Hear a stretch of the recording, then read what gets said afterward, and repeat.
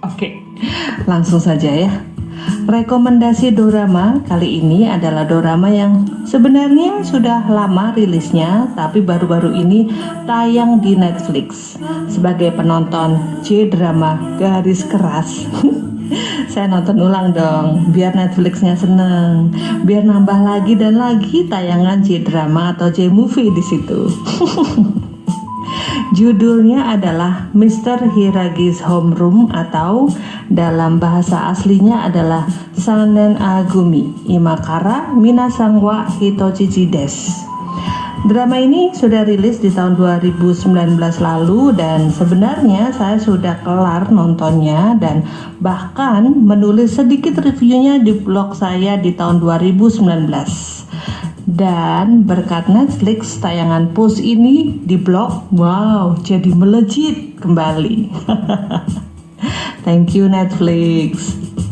Plot utama cerita ini adalah membongkar penyebab bunuh dirinya salah satu siswa di kelas 3A di mana Ibuki Hiragi Sensei menjadi wali kelasnya.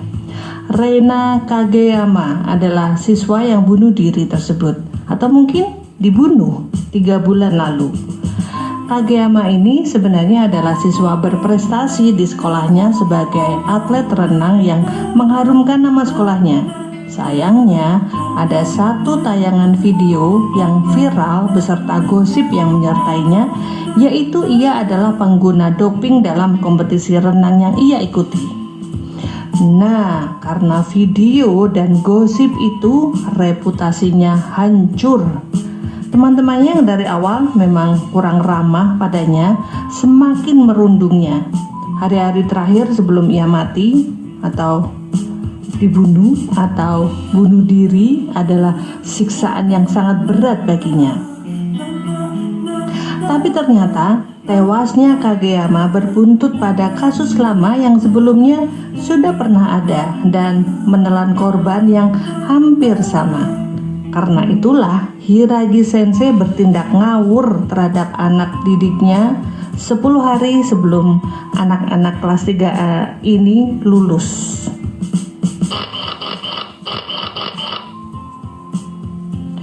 Oh ya, anak-anak kelas 3A ini adalah di mana Kageyama dulu pernah berada. Seluruhnya teman-temannya dulu dijadikan sandera oleh wali kelasnya sendiri. Dimulai dari pengeboman di beberapa tempat yang membuat para siswa tidak bisa berkutik kecuali keluar ke kamar mandi. Semua kendali dipegang oleh Hiragi Sensei. Jika ada siswa yang bandel mencoba melarikan diri, bom yang tersembunyi entah di mana bisa sewaktu-waktu meledak. Boom. Jadi sebenarnya apa sih motif Hiragi Sensei ini menyandera ke-29 siswanya? Nah, selain menemukan rahasia kematian Kageyama, Hiragi Sensei juga mempunyai tujuan lain demi masa depan siswa-siswanya. Selama menjadi guru, saya kok rasanya sedikit malu ya. Tak bisa melakukan banyak ketika melihat siswa saya mungkin merasa sedikit down. Sebagai excuse ya, karena saya ini hanya tutor les yang bertemu seminggu 2 kali. Jadi ya merasa nggak perlu terlalu repot-repot mencampuri urusan siswa. Beberapa kali saya memang memberi nasihat sih pada saat-saat tertentu, tapi saya sendiri kurang yakin apakah pesan saya itu sampai pada mereka. Menjadi guru bagi anak-anak SMP, SMA memang sangat menantang karena mereka ada pada usia memberontak hingga memberi nasihat pada mereka itu bagai masuk telinga kanan, keluar telinga kiri. Persis yang dibilang ibu saya dulu tiap kali saya melakukan kesalahan yang sama. Jadi bagaimana Hiragi Sensei membuat pesannya sampai pada anak didiknya? Nggak masuk dan keluar begitu saja.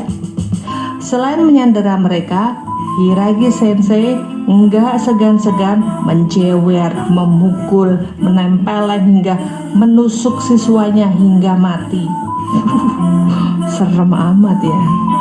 Tapi jangan khawatir, semua yang dilakukan Hiragi Sensei ini hanyalah sandiwara. Ini spoiler sebenarnya ya. Sandiwara yang begitu hidup hingga membuat siswa-siswanya ketakutan dan membencinya hingga ingin membunuhnya. Memang pada awalnya saya juga terbawa emosi sih tiap kali adegan gelut antara guru dan murid ini. Tapi nggak jarang dalam satu episode ketika Hiragi Sensei memberi nasihat pada siswanya, nggak terasa ada yang menyumbat kerongkongan saya. Rasanya kok nyesek banget ya. Ada banyak sekali pesan moral yang disampaikan oleh Hiragi Sensei yang tidak hanya ditujukan pada siswanya, tapi juga kita, para penonton, terutama kita yang sering berinteraksi di sosial media.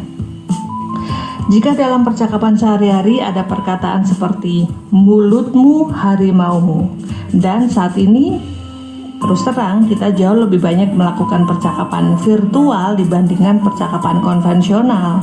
Jadi jarimu atau tulisanmu harimaumu. Berita, gosip dari berbagai akun berseliweran di depan kita. Yang manakah yang akan kita percayai? Jikapun kita percaya pada satu berita, apa yang bisa kita lakukan? Apa yang akan kita lakukan? Memberi tanggapan secara positif atau negatif pada satu sisi yang tidak kita percayai? Coba deh ingat-ingat, ada berapa artis yang memilih bunuh diri karena tidak tahan rundungan sosial yang ditujukan pada mereka? Pernah gak sih kita berpikir bahwa apa yang kita tulis itu bisa jadi pedang yang membunuh seseorang? Nah, berpikirlah lebih dahulu, lebih mendalam sebelum memberi komentar. Pilihan seseorang itu tidak bisa kita letakkan di posisi kita. Jangan langsung berasumsi sebelum mengetahui kebenarannya. Itulah kenapa Hiragi Sensei selalu memulai teka-teki dalam pelajarannya dengan kalimat "Let's think". 10 episode drama ini rasanya kita dibawa naik turun dengan berbagai plot twist. Masing-masing karakter memiliki andil yang cukup signifikan pada kasus bunuh dirinya Kageyama. Ketika kita sudah cukup lega di episode kelima atau 6, cerita kembali anti klimaks dengan teka-teki baru. Jangan khawatir, meski terkesan brutal, tapi drama ini banyak sekali memberi pesan moral untuk kita renungkan.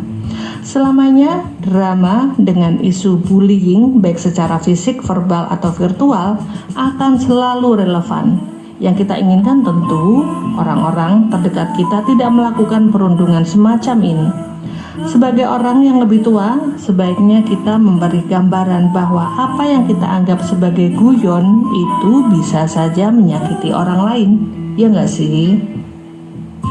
Oh ya, saya sudah bilang di awal ya, kalau saya menonton ulang drama ini di Netflix, selain karena saya suka dengan segi ceritanya, pesan moralnya, hingga saya pengen lebih banyak orang menonton drama ini.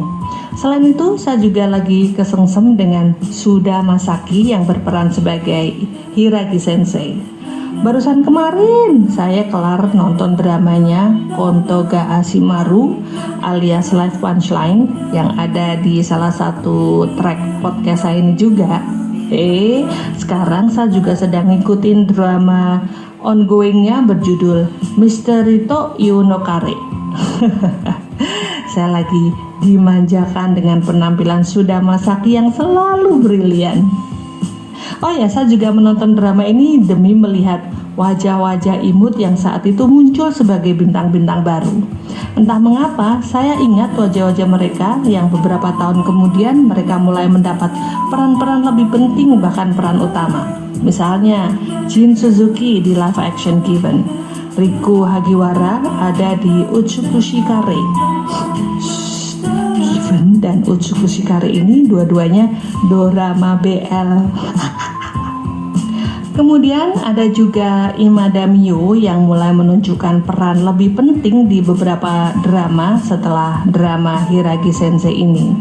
Ada juga nama Nana Mori yang mulai dikenal wajahnya di beberapa live action. Tapi ada juga wajah-wajah lama yang sebelumnya sudah cukup malang melintang di drama atau film seperti Nagano Mei, Rina Kawai, dan Furukawa Haruka. Yang lucu adalah pemeran guru super narsis yang mementingkan diri sendiri, yaitu Seiji Tanabe, yang berperan sebagai Takechi Yamato Sensei.